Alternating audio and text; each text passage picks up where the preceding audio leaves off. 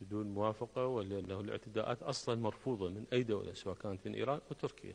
أي اعتداء على الحدود العراقية مرفوض رفض قاطع وبدون أي تبرير، ولا نسمح أنه بإعطاء موافقة أو ما نتقبل أنه أحد يطلب من عندنا موافقة حتى تضرب أراضينا وحدودنا. هذا الموضوع أخذ حيز كبير من الاعتداءات المتكررة والمستمرة.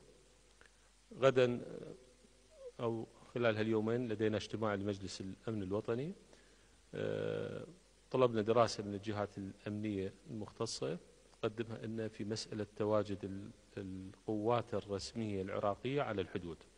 أكو معوقات يفترض نتجاوز هذه المعوقات حتى يتخذ القرار ويبدأ التطبيق الفعلي بالانتشار على هذه المناطق، حتى نسقط المبرر الذي يسوق بأن الحدود مفتوحة ولا يتواجد فيها حرس حدود أو نقطة وعلم عراقي. هذا الإجراء مهم.